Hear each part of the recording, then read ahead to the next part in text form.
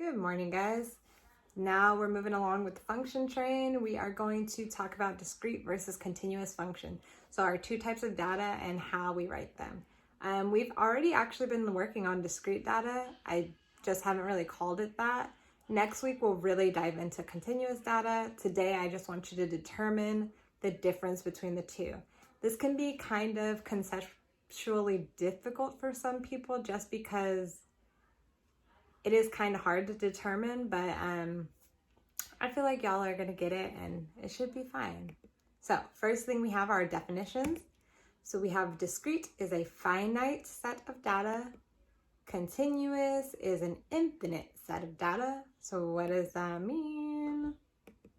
So discrete, it must be exact. You cannot have parts, you can't have halves. It has to be whole numbers.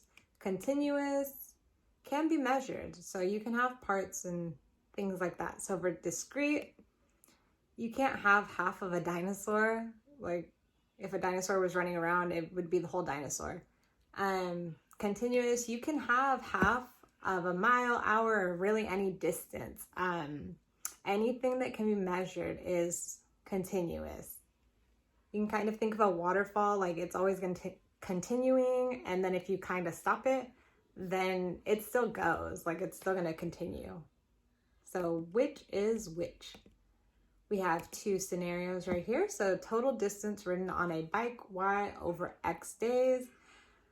Number of kittens, Y, and X pet stores. So this first one, total distance, would be continuous because distance can be partial. The second one, discrete, because you cannot have half of a pet store. That would be weird if you walked into a building and it was only half a building. So when we're determining this, you're always looking at the independent variable or the X value. So on the first one, X, I did say distance can be partial, but I meant days could be partial. Like you can ride a bike for half a day, an hour out of the day, 2/3 of the day. X pet stores, you can't have half a pet store, which is why it's discrete. So you're always looking at the X, the independent variable. So let's go ahead and look at another scenario and write the domain and range for this. So consider a vending machine where inserting 25 cents dispenses 1 pencil, inserting 50 cents dispenses 2 pencils, and so forth up to and including all 10 pencils in the vending machine. So this one, our independent variable would be money because that is what we're inputting. So anything we're inputting. So we can't take a quarter and break it. So it would be discrete because we're going to put 25 cents in at a time. So as far as our domain and range goes, domain would be my X value. So I'm going to start with 25 cents, 50 cents, 75 cents, $1, $1.25, $1.50, $1.75, $2.25, $2.50, because there are 10 pencils. And then my range would be the amount of pencils. So it'd be 1, 2, 3, 4, 5, 6, 7, 8, 9, 10, because I have 10 pencils. Okay, so we'll write that out. So that is a discrete situation. We are listing things out. This next one, anthropologists use the length of certain bones of human skeleton to estimate the height of the living person. One of these bones is the femur. To estimate the height in centimeters of a female with a femur length of X, the function h of X equals 61.41 and 2.32X can be used.